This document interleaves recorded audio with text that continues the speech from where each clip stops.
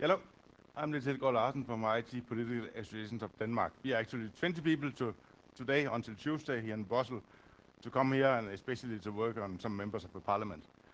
I'm going to talk about polippix, the privacy CD, which, I have one here too. And my purpose, of course, here is to make you all really interested, so you all come and join us or help us. You can help us make polippix, or it's just as good if you just want to work on the technologies I'm talking about. I'm going to do that by appealing to technical challenges, your love for open source, and your responsibilities as human beings. You all know the political background. On September 15, 2007, in Denmark, they actually started all this data retention and logging. I know other places in Europe you're late, but Denmark is kind of a test bed, so we have some experiences already. You know how it goes. They log phones, every TCP connection, or every 500 packets on huge tapes in the basements of internet providers, phone companies, hotels, access point, net cafes, everything. So that's very, a lot of logging is going on, and we don't like it, and I don't have to explain that to you. Another issue was the net filter. It started by what they call the child porn filter, blocking a lot of filters, of domains, and later the all MP3 case were trying to go after music sites, and now with Pirate Bay just a few weeks ago. And it's not like we want to promote illegal copying or illegal activities, but we do mind when we start messing with the internet. The internet is a lot more important than, for example, popular music, in our opinion. And we call it blogging in quotes because anyone in this room, of course, could avoid it just to use another DNS server. But it's a slippery slope, and one day we might make something that is a lot harder to circumvent. Already have that in Britain. The infrastructure directive implementing all the bad things for the DMCA, so we are not allowed to write programs that can do our fair use copies and distribute them. And of course, this is not Denmark. In Denmark, you know, we travel a lot, small country, and we go to the US, Syria, Cuba, a lot of countries where you might not be as sure about who's listening into you when you're sitting in your hotel room and sending emails. And it's not only just about the police, it's also about the whole thing going on, who's logging you when you're at work, if you're at school, are they checking what you're doing and so on. So we decided to do something about it. And we think that as open source developers, we have a special responsibility because, you know, this thing has to be fixed, and we are the one who can fix it, especially the more technical issue of which I'll be talking about today. So we do it because it's fun, but we also do it because we feel we have to do it. So what you see here is actually a member of parliament holding the first version of our polippix in front of the parliament, that is the door of the parliament here. And that was mailed out in 12,000 copies by PROSA, who is a trade union in Denmark for IT professionals.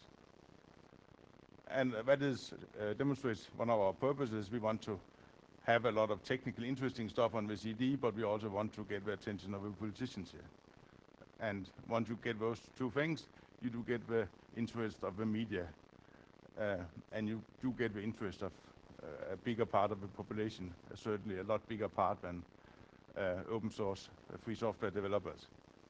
And that's what many people have been talking to us already about FOSDEM. You know, how do you actually promote this and get some interest about it? And that's what some of this talk will be happening be about.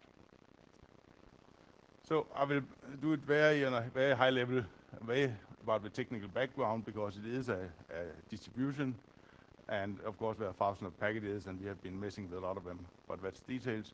The big picture is that we take a distribution. The first one we took was Knoppix, and the one I have here is based on Ubuntu. And in future we might try something else, like damn small Linux started as specialized device. When we have on the polippix.org, you will find our SVN repository, and what is inside the SVN repositories is just a little of our own code, but most of it is just scripts that configures and installs and set up stuff. So, you know, you take a Ubuntu in, you run the make command from the make file from our SVN, and you get an ISO image that you can burn to a CD, and you have this. One of my projects that I think is particularly interesting is doing the USB thing. Of course, we can put it on USB, and we have some scripts that is not working on this beta version yet. So you boot your polippix privacy CD, and you are anonymous on the net and all the nice things, and your friends see, oh, that's cool, and you come and put your USB stick into your computer, and using DBoss, it will say, oh, I see a USB stick. Is that because you would like me to install polippix on the USB stick? And then it just copies itself directly from the CD and do the necessary installing things. And we have script for this working already. The interesting part here is, of course, well, it's a nice and easy way to install it, but also it's decentralized. You don't have to download polippix from any place. And in some countries, it could be a problem even downloading certain parts of free software. So in that way, you can spread it very decentralized. We do, of course, have servers and mirrors where you can download polippix, which I will mention later.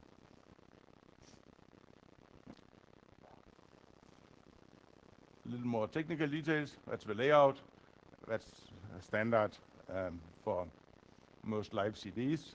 You have a normal ISO 9660 file system where we put our text about what we are doing. We have some promotion videos against DRM and videos explaining what we are doing. And then you have some compressed file system, C-loop in Knoppix and Squashifers in Kubuntu, where we put our software in.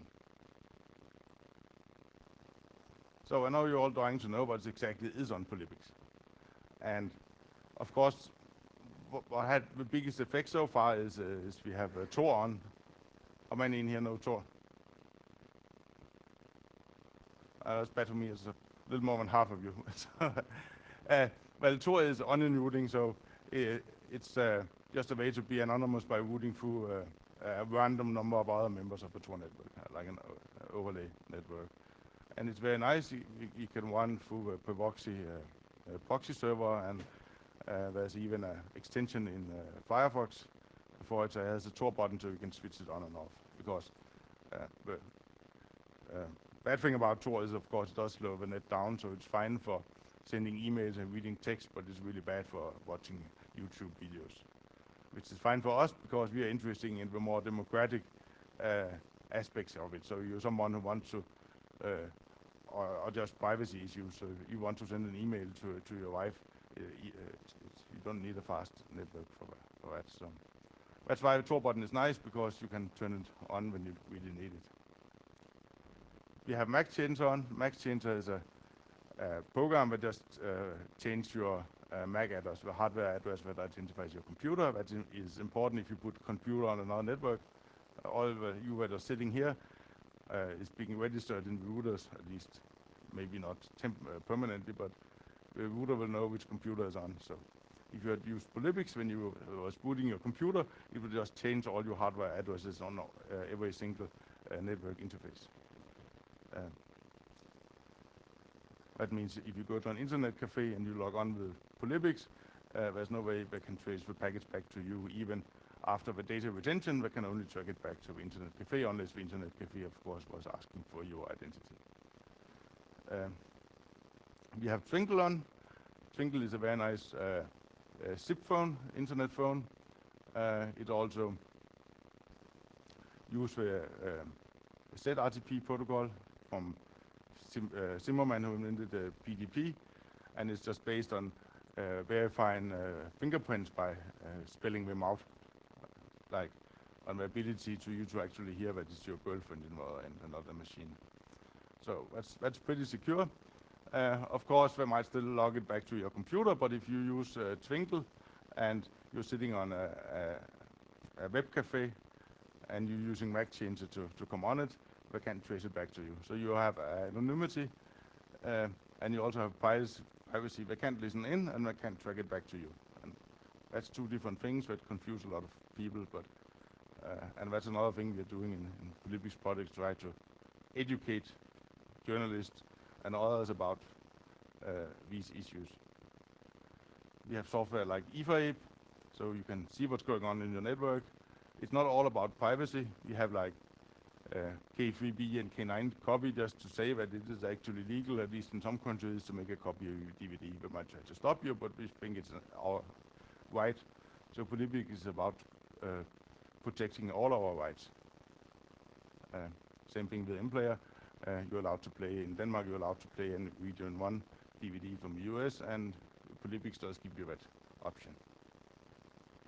For DNS, blocking, so-called blocking, we have different versions. Sometimes we just want bind as a server on your live CD, or we can just put in DNS servers that we know do not censor.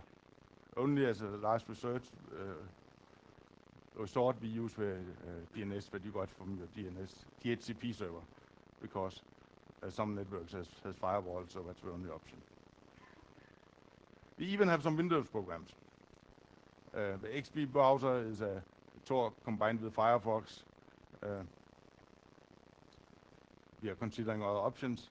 VLC, so a Windows user can play DVDs from all regions, and especially so they can play with our own videos that are also on the DVD. PuTTY and SSH is more for our own course.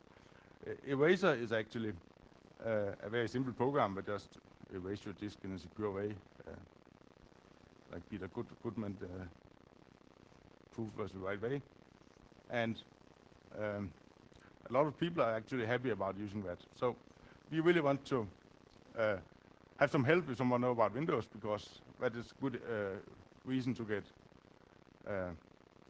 free software on Windows, because Windows users, after all, deserve privacy too. So this all ties in with the freedom of free software. It needs to be able to run for any purpose, so it can't be stopped. You need to study it, so you know that we didn't put any backdoors. We need to redistribute it, print or download thousands of DVDs, CDs, or you need to be able to improve it. And if it wasn't for free software, you know, it probably wouldn't exist. Someone would get a phone call saying you might make money on it, but it's probably a bad idea for you anyway. So we managed to get a lot of influence. That's polippix in the CD, no to surveillance. It says every single Danish newspaper, blogs, all TV channels. We are meeting with politicians. The Minister of Justice said she didn't like it. And that's a very good way to get the attention of the media. So we're trying technical channels, like putting on USB sticks, embedded system, phones. We would like very much to go into network, make some open mesh network things so we could get it even more decentralized. We have harder problems. How to sign keys. Email is not working well enough now. Technically it does, there's GP and Thunderbird on, but actually having a very nice system that ordinary users can use to get private email would be very nice. So we do some outreach. That was from 15 September last year, when we were having a demonstration, and that's something that got the attention of the media because it was news, it was on the right day, it was good pictures because we have these nice IT police uniforms, and polippix was already known. So that's what you have to do. And we want to thank the community. First time we made it, we had serious network problems, and area is 1.6 gigabit. We just remember we knew, and you know, I have a 100 megabit line, I have a 100 megabyte line, and it just in no time we had downloaded about 40,000 images of this in Denmark. For a small country, that's a lot. So that's my main point here. Privacy and freedom are actually killer applications for free software. It's much more important than games, because people have actually use it. Just in that special week when it came up, we actually had more downloads of polippix than Microsoft was able to sell Vista, and that was just after Vista came out. And and that shows we just really need to show people that, you know, they do have an opportunity, they can avoid some of this thing. And of course, there are things that we can't avoid, like cameras, but, you know, using this, we also got the attention of the politicians. You can get more here and meet me outside.